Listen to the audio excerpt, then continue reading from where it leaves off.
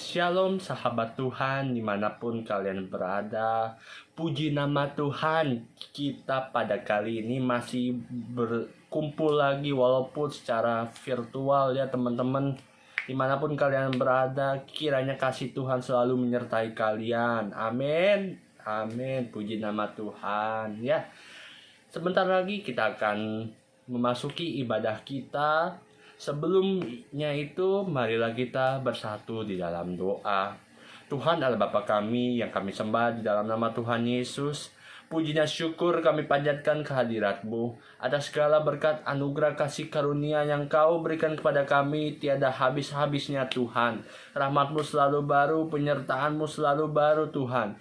Kami bersyukur punya Allah seperti Engkau dahulu, sekarang, dan selama-lamanya tidak berubah kasih setia-Mu Tuhan. Sebentar lagi kami akan memasuki ibadah kami Tuhan.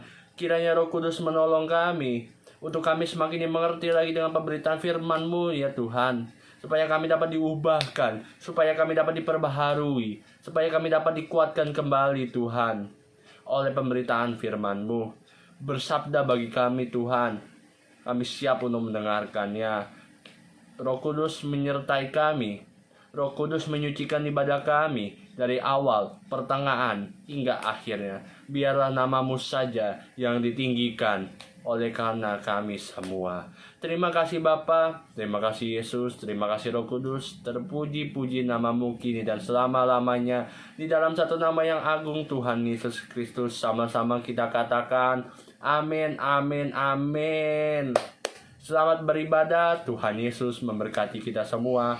Shalom. Oke, ya teman-teman, pada ibadah kali ini aku mau ngangkat satu tema, mengerjakan perintah Tuhan. Ya, perintah Tuhan yang mana sih teman-teman? Teman-teman tahu kan perintah Tuhan yang mana? Perintah Tuhan banyak. Apa yang tertulis di Alkitab itulah perintah Tuhan. Ya, sekali lagi, apa yang tertulis di Alkitab itu perintah Tuhan. Tetapi pada saat ini aku mau mencondongkan mau memfokuskan kepada satu perintah Tuhan yang sangat penting untuk kita lakukan bersama-sama. Tanpa yang namanya kesatuan itu tidak mungkin terjadi. Teman-teman tahu kan apa yang dinamakan atau apa yang dimaksud dengan amanat agung Tuhan Yesus ya. Perintah Tuhan yang saat ini kita akan bahas bersama-sama adalah di amanat agung Tuhan Yesus. Amanat agung merupakan sebuah perintah, sebuah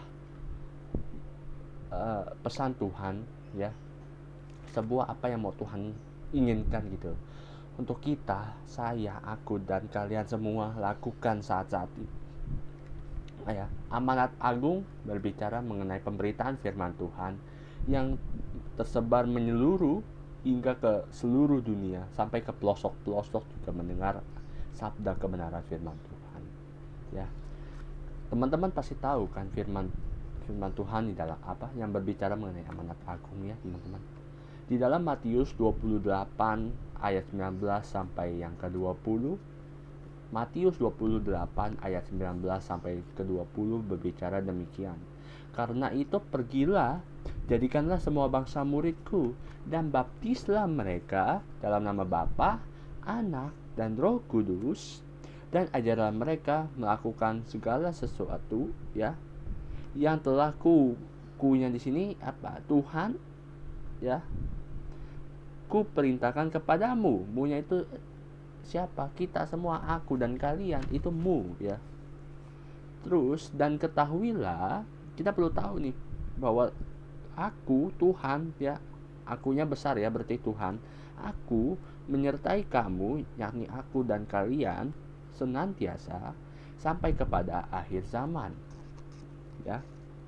Kalau teman-teman cermati lagi ayatnya, ada 5 hal yang Tuhan Yesus mau tekankan bagi kita semua. 5 hal ya teman-teman.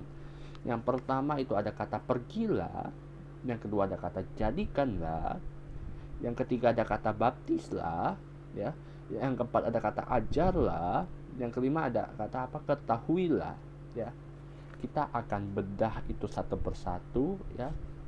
Oleh sebab itu, yuk kita fokus bersama-sama supaya kita bisa menangkap lagi firman Tuhan yang mau disampaikan ya.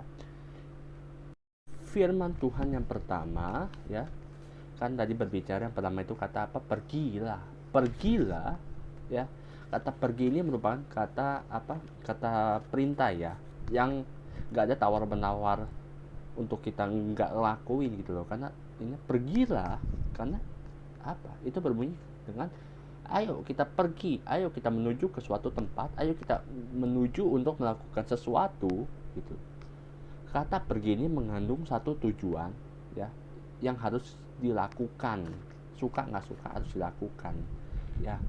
Pergilah di sini berbicara mengenai apa? Yang pertama ada beritakan Injil, ya. Yang pertama ada beritakan Injil, itu yang pertama. Ayat firman Tuhannya ada di Markus 16 ayat 15 sampai ke 18, ya. Markus 16 ayat 15 sampai ke 18. Aku bacakan untuk kalian semua. Lalu ia berkata kepada mereka, pergilah ke seluruh dunia, beritakanlah Injil kepada segala makhluk. Siapa yang percaya dan dibaptis akan diselamatkan, ya. Tetapi siapa yang tidak percaya akan dihukum. Tanda-tanda ini akan menyertai orang-orang yang percaya. Mereka akan mengusir setan-setan demi namaku. Mereka akan berbicara dalam bahasa-bahasa yang baru bagi mereka. Mereka akan memegang ular, dan sekalipun mereka minum racun maut, mereka tidak akan mendapat celaka. Mereka akan meletakkan tangannya atas orang sakit dan orang itu akan sembuh. Demikianlah firman Tuhan. Jadi teman-teman, kalau teman-teman perhatikan, ya, perintah Tuhan yang pertama kan pergilah, berarti apa? Untuk kita pergi beritakanlah Injil. Pergi beritakanlah Injil, ya. Di ayat yang ke-15 jelas sekali, ya, menyatakan bahwa pergilah ke seluruh dunia, ya. Seluruh dunia berbicara mengenai seluruh bangsa-bangsa, ya, seluruh tempat, ya, seluruh bagian penjuru, ya. Untuk apa? Beritakanlah Injil kepada seluruh makhluk, ya. Untuk kita memberitakan apa? Firman Tuhan. Beritakan apa? Injilnya Tuhan, gitu loh, ya. Kepada segala makhluk. Maksudnya apa? Makhluk di sini berbicara mengenai orang-orang, ya. Beritakanlah Injil kepada segala orang-orang yang kita temui. Kembali lagi, beritakanlah Injil kepada semua orang yang kita temui, ya. Ayat 16, yang percaya, siapa yang percaya akan Injil yang diberitakan itu, ya, dan dibaptis akan diselamatkan. Siapa yang percaya akan kebenaran Injil itu dan memberi dirinya dibaptis akan diselamatkan. Baptis berbicara mengenai mati bersama Tuhan dan bangkit bersama Tuhan. Baptis juga berbicara mengenai mematikan manusia lama dan hidup kembali dengan manusia baru. Itu baptis, ya. Siapa yang percaya dan dibaptis akan diselamatkan. Karena baptis di sini adalah hidup yang sudah dimateraikan oleh Roh Kudus, oleh Roh kebenaran Tuhan, ya. Dan si itu sudah dijamin menerima keselamatan yang daripada Tuhan.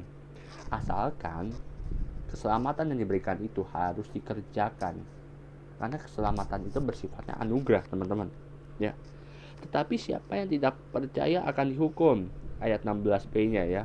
Orang yang gak percaya akan firman Tuhan, orang yang gak percaya akan Yesus, apalagi orang yang sampai menghina, menghujat Roh Kudus, ya, itu dihukum. Dihukumnya mana? Nanti setelah Tuhan Yesus datang kembali, menjemput orang-orang salehnya untuk duduk bersama-samanya di sorga kelak, ya.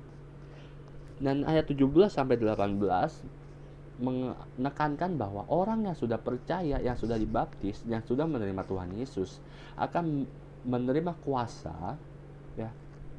Kuasa untuk apa? Untuk seperti ini, ya. Menyembuhkan orang-orang yang sakit, ya. Mengusir setan demi namanya. Sini namanya Tuhan atau Yesus, ya. Mereka akan berbicara dalam bahasa-bahasa yang baru bagi mereka. Berarti apa? Bahasa-bahasa yang tidak pernah kita ucapkan sebelumnya, yang mungkin secara orang-orang dunia itu terdengarnya asing, gitu loh, ya. Mereka akan memegang ular. Logika manusia nggak mungkin ada ular dipegang, ya, kecuali dia itu damkar yang udah memang terlatih gitu loh. Dan sekalipun mereka minum racun maut kalau diminum mati teman-teman. Tapi oleh karena kuasa Tuhan, ya, orang yang mengalami racun maut, ya, itu tidak akan mendapat celaka. Dan kita semua akan meletakkan tangannya atas orang sakit dan orang itu akan sembuh, ayat 18C-nya. Jadi, orang yang menerima kebenaran firman Tuhan, orang yang menerima sabdanya Tuhan, ya, akan disembuhkan, akan menerima kuasa, akan menerima tanda-tanda heran. Ya. Dan kita juga telah dimateraikan oleh kebenaran firman Tuhan. Ya. Terus kata pergilah, yakni kata perintah itu memuat satu makna lainnya. Apa sih? Ya. Itu ada di dalam kitab Efesus, teman-teman, ya. Jadi berbicara mengenai melayani sesama, Efesus 6 ayat yang ke-8, ya. Sebab barang siapa menabur dalam dagingnya, ia akan menuai kebinasaan dari dagingnya. Tetapi barang siapa menabur dalam roh, ia akan menuai hidup yang kekal dari roh itu. Ya. Orang yang menabur pelayanan, orang yang menabur dengan sungguh-sungguh gitu loh, teman-teman. Orang yang fokusnya itu melayani jiwa-jiwa, melayani orang-orang yang terhilang, orang-orang yang merasa hopeless or anything, ya. Itu akan mendapat di sini, ya, mendapat hidup yang kekal dari roh yang itu, ya. Itu maksudnya roh yang kita kerjakan atau roh yang kita lakukan itu, ya.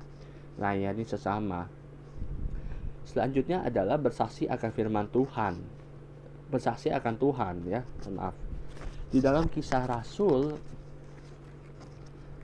ya, yang pertama kita buka, ya. Siapa sih yang nggak tahu ayat ini? Kisah Rasul 1 ayat 8. Tetapi kamu akan menerima kuasa kalau Roh Kudus turun ke atas kamu, dan kamu akan menjadi saksiku di Yerusalem dan di seluruh Yudea dan sampai ke ujung bumi.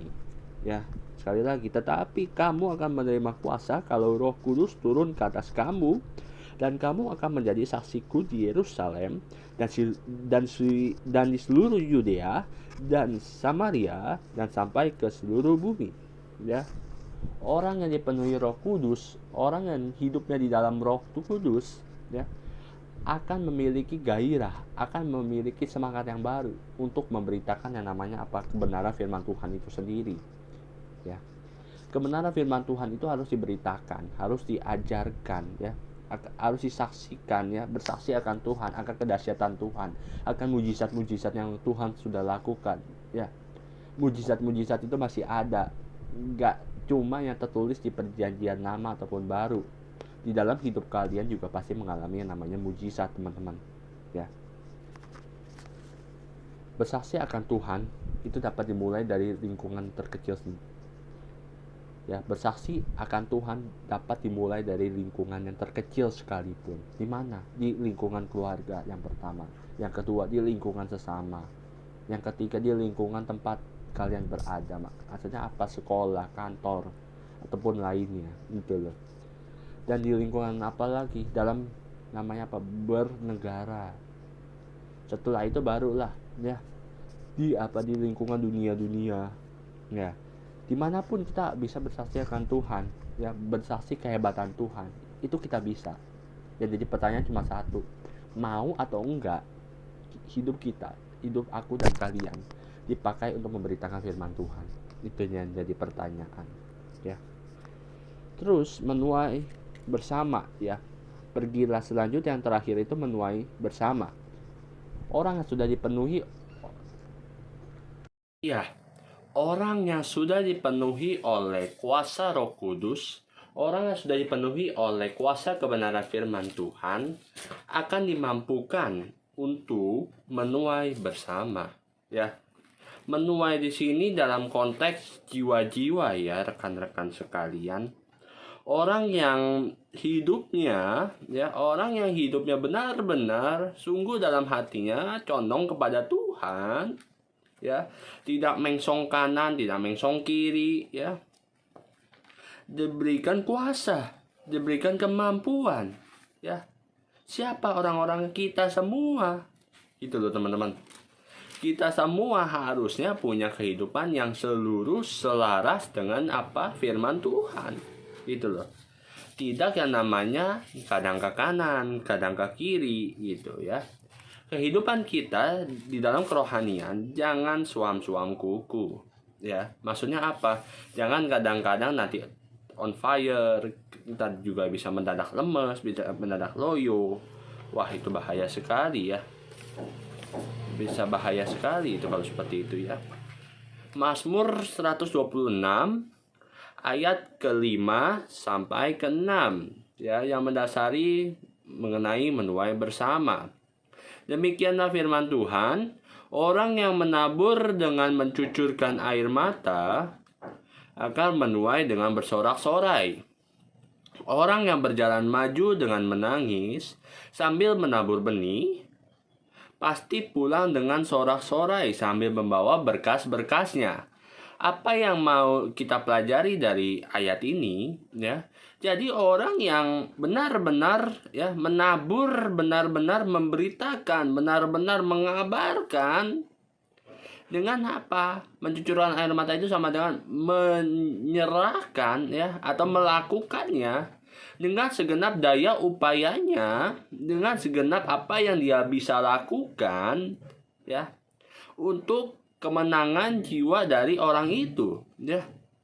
Mencucurkan air mata sama dengan segenap hati ya, tidak neko-neko, tidak setengah hati, tapi segenap hati ya. Di bawahnya di ayat B-nya akan menuai dengan bersorak-sorai. Maksudnya apa? Orang yang benar-benar menanamkan dasar yang tepat, orang yang benar-benar memberitakan Injil kebenaran firman Tuhan dengan luar biasa ya, nanti akan menuainya itu dengan sukacita banget gitu teman-teman. Walaupun nanti pada hakikatnya, pada nantinya bukan kita yang menuai, tetapi kita bersumbangsi, aku dan kalian bersumbangsi terhadap apa yang menjadi kemenangan jiwa orang itu gitu loh teman-teman ya. Ayat 6, orang yang berjalan maju dengan menangis sambil menabur benih pasti pulang dengan bersorak-sorai sambil membawa berkas-berkasnya. Maksudnya apa? Orang yang jalannya atau hidupnya itu memperhatikan orang lain gitu. Berjalan maju itu artinya tidak melihat masa lalu gitu. Jadi fokus yang ke depan aja gitu loh ya. Tidak mengurusi yang sudah lewat, tidak mengurusi yang apa yang dulu udah pernah terjadi, enggak ya. Orang yang berjalan maju dengan menangis sambil menabur benih, orang yang fokus ya kepada jiwa-jiwa, orang yang fokus ya berjalan maju itu apa? Berjalan untuk memenangkan jiwa-jiwa, pasti pulang dengan membawa berkas-berkasnya. Maksudnya apa? Orang yang berjalan dengan pimpinan Tuhan untuk memenangkan jiwa-jiwa ya, dengan mencucurkan air mata, dengan menangis, dengan mencurahkan daya upayanya yang dia bisa ya, pasti ada hasilnya kok teman-teman. Pulangnya itu dengan sorak-sorai ya, seperti itu. Itu kita telah mempelajari dari satu bagian firman Tuhan dari kata pergilah. Kedua adalah jadikanlah ya semua bangsa muridku ya. Kita soroti kata jadikanlah. Maksudnya apa? Jadikanlah itu caranya gimana sih untuk menjadikan orang jadikan semua bangsa murid Tuhan ya? Ada caranya, yakni mengajar. Yang pertama, cara yang pertama tuh mengajar ya. Mengajar itu artinya memberitakan, mengajar itu artinya memberitahu gitu loh ya. Mengajar itu artinya membina, membimbing, menuntun ya seseorang kepada suatu kesempurnaan yang lebih kekal lagi gitu loh ya. Amsal 9 ayat 9 berkata demikian, berilah orang bijak nasihat, maka ia akan menjadi lebih bijak. Ajarilah orang benar, maka pengetahuannya akan bertambah. Semakin orang benar, semakin orang bijak diberitahu akan kebenaran firman Tuhan, dia dapat menjadi penuai-penuai untuk merebut jiwa-jiwa yang dalam saat-saat ini lepas liar gitu loh teman-teman. Orang yang berilmu, orang yang berakal budi, orang yang sudah diberikan kemampuan Tuhan dengan pengajaran firman Tuhan, ya, diberikan Tuhan dasar untuk bersabda bagi orang lain. Ya, janji Tuhan apa sih teman-teman? Ya, orang yang akan diajarinya itu, orang yang sudah menerima pengajarannya itu akan jauh lebih bijak. Ya, orang benar yang diajari akan pengetahuannya itu bertambah, teman-teman. Jadi jangan ragu, jangan canggung, jangan malu untuk kita tetap mengabarkan Injil firman Tuhan, mengajar mereka bukan karena kita yang mau, tetapi mengajar mereka karena kita punya kehausan, karena kita punya kemauan, ya. Karena kita memegang visinya Tuhan. Untuk apa? Menjadikan semua bangsa muridnya Tuhan. Itu yang harus kita pegang benar-benar, teman-teman. Ya. Lanjut, nomor 3 adalah baptislah. Ya, baptislah di sini sama dengan menuai jiwa-jiwa, gitu loh, teman-teman. Ya. Baptislah di sini sama dengan menuai jiwa-jiwa. Orang yang sudah dibaptis, orang yang sudah mengaku dengan mulutnya dan menerima Tuhan dengan menerima Yesus sebagai Tuhan dan Juru Selamat, haruslah diberi diri untuk dibaptis. Dibaptis berarti mengenakan manusia baru kita dan meninggalkan manusia lama kita. Ya. Baptis berbicara mengenai dimateraikan oleh Roh Kudus sehingga kita benar-benar layak menjadi umat Allah. Itu teman-teman, ya. Matius 9 ayat yang ke 37 sampai 38. Demikianlah firman Tuhan. Maka katanya itu Tuhan atau Yesus kepada murid-muridnya, yakni murid-muridnya Tuhan Yesus. Tuaian memang banyak, tetapi pekerja sedikit. Ayat 38. Karena itu, mintalah kepada Tuhan yang punya tuaian, supaya ia mengirimkan pekerja-pekerja untuk tuaian itu. Sesungguhnya jiwa-jiwa di luar sana yang untuk kita tuai, yang untuk kita beritakan, untuk kita rebut dari kuasa jahat, itu banyak, teman-teman. Tetapi pekerjanya itu yang berarti kita semua, aku dan kalian, itu sedikit. Bahkan cenderung tidak ada, teman-teman. Jarang sekali orang-orang yang punya kerinduan untuk Untuk menuai jiwa-jiwa. Untuk Untuk mengajar jiwa-jiwa. Untuk Untuk memperlengkapi orang-orang supaya kemampuannya di dalam menuai itu lebih bagus lagi. Ya. Itu. Ya, itu baptislah. Jadi tuaian itu banyak tetapi pekerja sedikit. Gimana kalau misalnya pekerja banyak tapi tuaiannya sedikit? Itu tugas kita. Ya. Kita sebagai pekerja-pekerjanya Tuhan harus semakin giat, semakin gencar menebar benih firman Tuhan, semakin gencar menebar Injilnya Tuhan Yesus kepada setiap orang yang belum mengenal Tuhan. Suka nggak suka, mau nggak mau, kita harus lakukan. Karena apa? Karena itu adalah perintah firman Tuhan. Ya, apa yang sudah Tuhan tuliskan melalui kitab suci, ya, harus kita praktikan, harus kita lakukan. Ya, walaupun dalam diri kita ada rasa berontak, itu wajar, itu manusiawi, teman-teman, ya. Oke, kita lanjut ke nomor 4. yakni ajarlah. Ajarlah berarti apa? Memberitakan firman Tuhan, ya. Ajarlah berarti apa? Mengabarkan Tuhan, ya. Ajarlah di sini juga berbicara mengenai apa? Membina jemaat yang nomor 2. Ya, membina jemaat. Orang yang sudah dipercaya Tuhan oleh dipercaya Tuhan dengan diberikan jemaat-jemaat, haruslah diperhatikan. Kenapa? Karena jemaat butuh tuntunan, Karena jemaat butuh apa? Nutrisi rohani, ya. Supaya jemaatnya itu tetap apa? Di dalam posisi imannya itu tetap kuat, menjalani hari-hari yang mungkin menurut mereka itu curam gitu loh, teman-teman ya. Efesus 4 ayat yang ke-10 sampai yang ke-16 ya. Efesus 4 ayat 10 sampai 16. Demikianlah firman Tuhan, Ia yang telah turun, Ia juga yang telah naik jauh lebih tinggi daripada semua langit untuk memenuhkan segala sesuatu. Ayat 11. Dan inilah yang memberikan baik rasul-rasul maupun nabi-nabi, baik pemerintah-pemerintah Injil maupun gembala-gembala dan pengajar-pengajar, untuk memperlengkapi orang-orang kudus bagi pekerjaan pelayanan, bagi pembangunan tubuh Kristus. Ayat 13.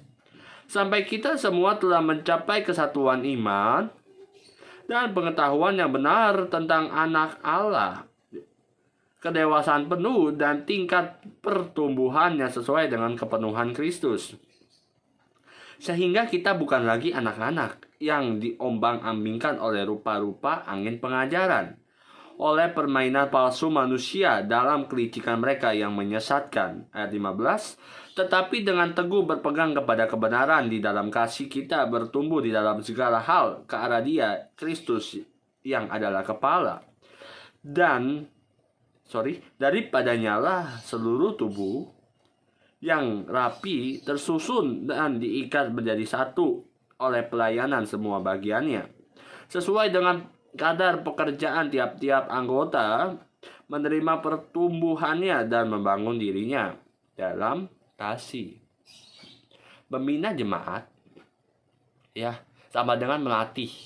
Ya, sekali lagi, membina jemaat sama dengan melatih. Kita yang adalah orang-orang percaya, kita telah diperlengkapi oleh Tuhan untuk apa? Untuk kemampuan buat membina orang-orang. Ya. Membinanya gimana sih caranya? Simpel saja. Dengan misalnya memberitakan kebaikan Tuhan. Memberitakan mujizat-mujizat Tuhan. Ya.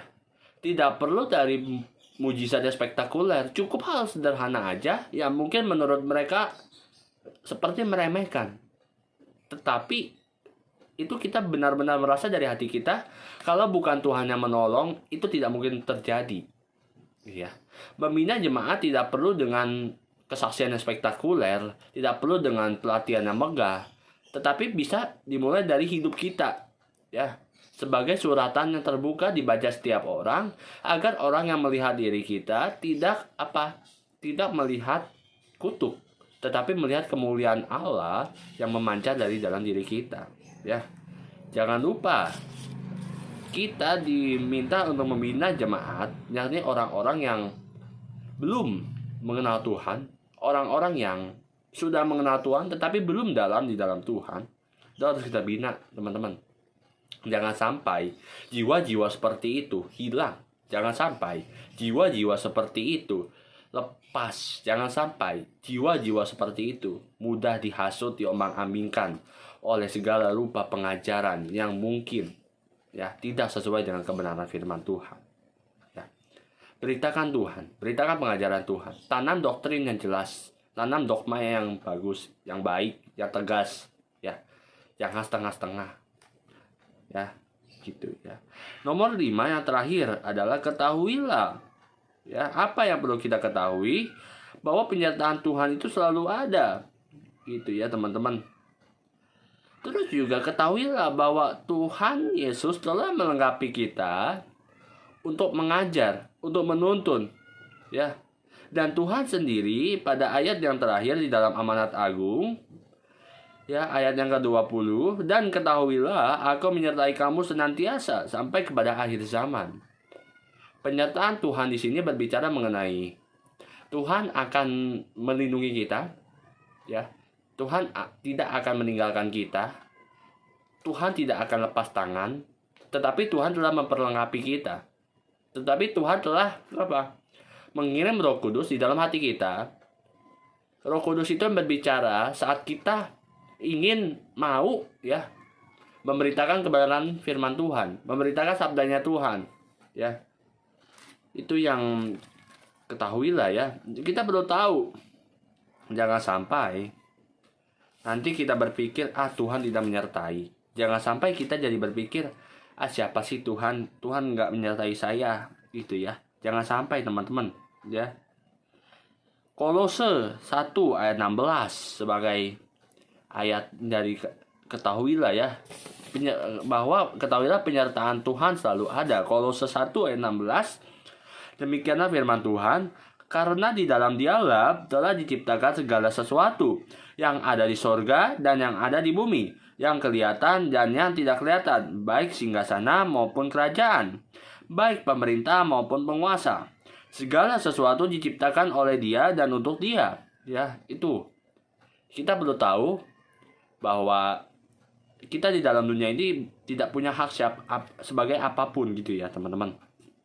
Karena Tuhan yang menciptakan segala sesuatu, ya, mau yang di sorga, mau yang di bumi, mau yang kelihatan, mau yang nggak kelihatan, mau singgasana maupun kerajaan, baik pemerintahan maupun penguasaan.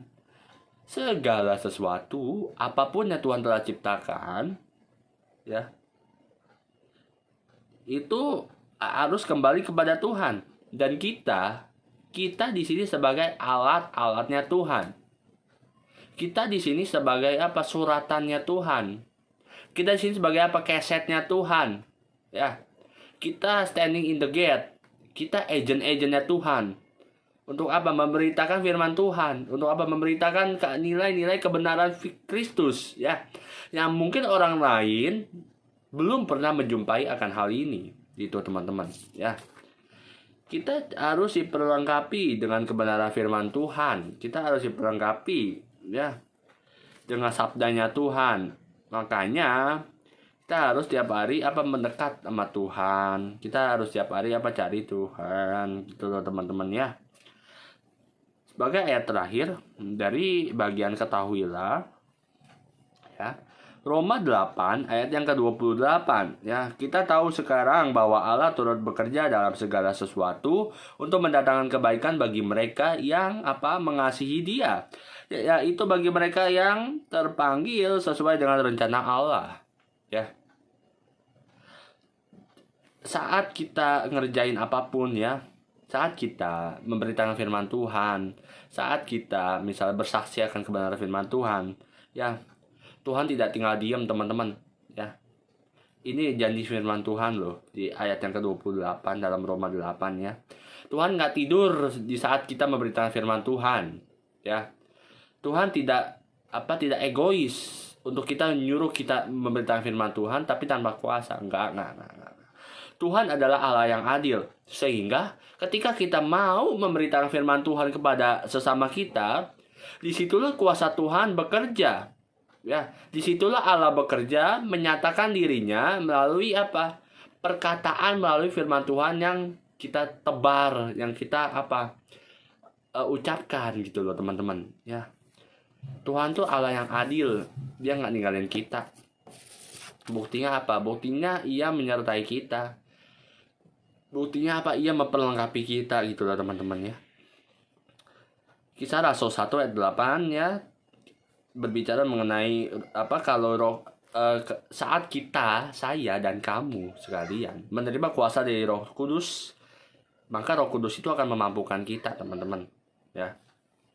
Tuhan Yesus menolong umatnya dengan memberikan Roh Kudus, ya. Simpelnya begitu di dalam Kisah Rasul 1 ayat yang ke-8. Tuhan Yesus datang, ya, tinggal di dalam hati kita dalam rupa Roh Kudus, ya. Untuk apa sih Tuhan menolong umatnya dengan memberikan Roh Kudus? Yang pertama, ya, untuk membantu memperlengkapi kita di dalam pengabaran Injil Tuhan, tuh yang pertama. Yang kedua, untuk untuk kita supaya tidak terombang-ambing oleh pengajaran-pengajaran, ya. Dan kita juga sebagai umat Kristen harus tahu, ya, kita umat Kristen wajib peka, ya. Tiap umat Tuhan wajib peka dengan Roh Kudus, ya. Gimana caranya? Yang pertama, banyak mencari Tuhan, ya. Carilah Tuhan selama Ia berkenan ditemui. Ya, itu dalam Yesaya 55 ayat 6 sampai 7. Silakan baca sendiri. Ya. Itu yang pertama, banyak mencari Tuhan. Mau keadaan apapun, ya. Jangan cari Tuhan karena kita sedih, tetapi senang kita nggak ingat Tuhan. Carilah Tuhan, mau itu kondisi kita senang, sedih, suka nggak suka, jangan tinggalkan Tuhan. Ya, tetap cari Tuhan dalam kondisi apapun, teman-teman. Ya. Yang kedua, membangun persekutuan dengan Tuhan. Markus 1 ayat 35, pagi-pagi benar Yesus pergi berlutut dan berdoa kepada Allah Bapa. Ya. Di situ menandakan bahwa Tuhan menjalin hubungan yang intim dengan Tuhan. Ya. Yesus memberikan teladan bagi kita dalam hal persekutuan pribadi gitu ya. Saat teduh, ya, familiar dengan nama saat teduh gitu. Jangan lupa kita untuk membangun persekutuan dengan Tuhan, ya. Terus poin selanjutnya adalah orang yang sudah berikan kuasa Roh Kudus akan mengenakan manusia baru. Di dalam Kolose 3 ayat 5 sampai 17, silakan baca di rumah masing-masing ya.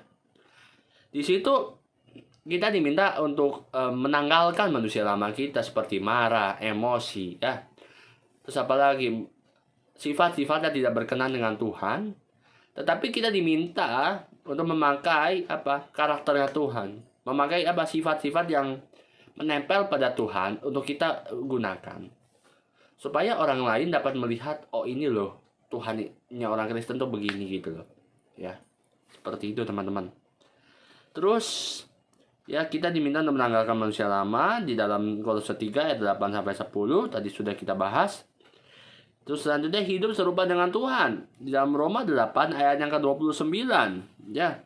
Roma 8 ayat yang ke-29, demikianlah firman Tuhan, sebab semua orang yang dipilihnya dari semula, mereka juga ditentukannya dari semula untuk menjadi serupa dengan gambaran anaknya, supaya ia, anaknya itu, menjadi yang sulung di antara banyak saudara, ya.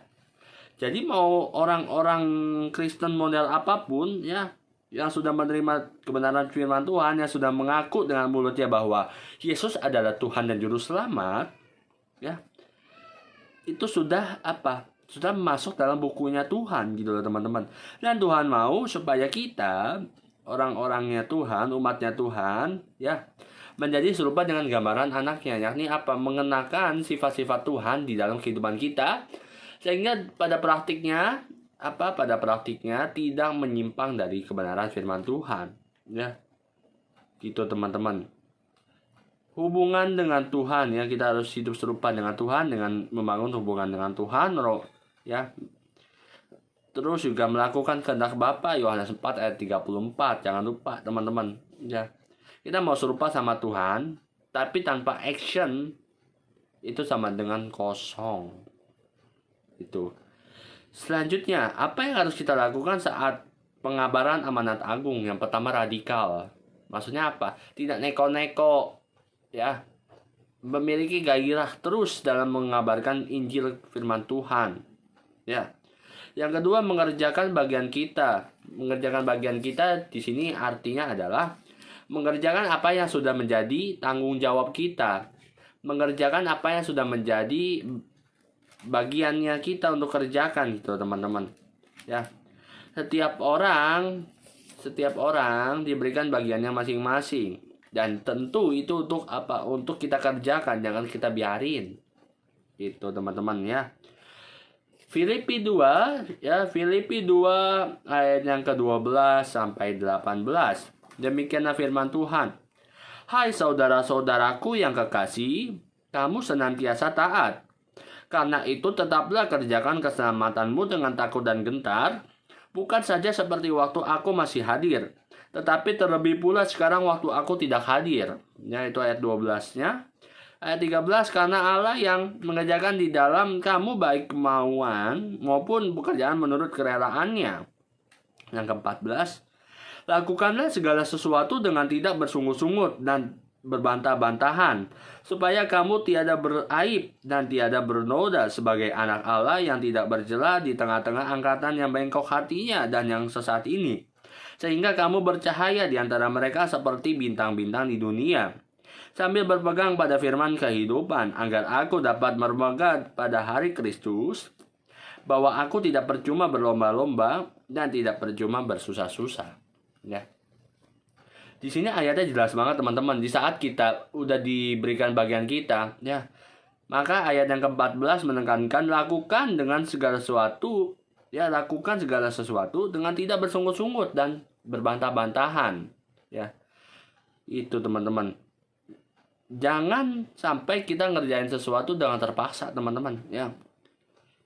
Jangan sampai kita mengerjakan sesuatu dengan hati yang nggak tulus, hati yang nggak murni, ya, hati yang nggak didasari kerinduan untuk mengabarkan semangat Injil itu. Jangan sampai teman-teman, ya, buang itu jauh-jauh di dalam nama Yesus, ya, gitu. Maka nomor 3, memiliki motivasi yang benar. Apakah kita mau mengabarkan Injil untuk dilihat orang, ataukah kita mau mengabarkan Injil untuk punya kerinduan, bahwa kita ada kerinduan nih untuk orang-orang lain mengenal Tuhan, gitu. Untuk orang-orang lain mengenal siapa sih Tuhan Yesus Kristus itu, siapa sih, ya. Untuk orang-orang mendapatkan jamahannya Tuhan, ya. Motivasi yang benar itu adalah motivasi yang sesuai dengan kehendak Tuhan, motivasi yang sesuai dengan visi misinya Tuhan, ya. Dan itu dilakukan untuk hormat kemuliaan nama Tuhan, bukan untuk diri kita sendiri, ya. Itu motivasi yang benar.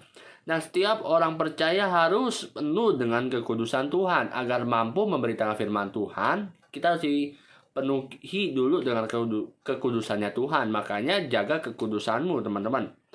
Selanjutnya, orang percaya harus hidup di dalam integritas, ya. Mazmur 24 ayat 3 sampai ke 4 menekankan 2 hal. Yang pertama, hati yang murni, dan 2, tangan yang bersih.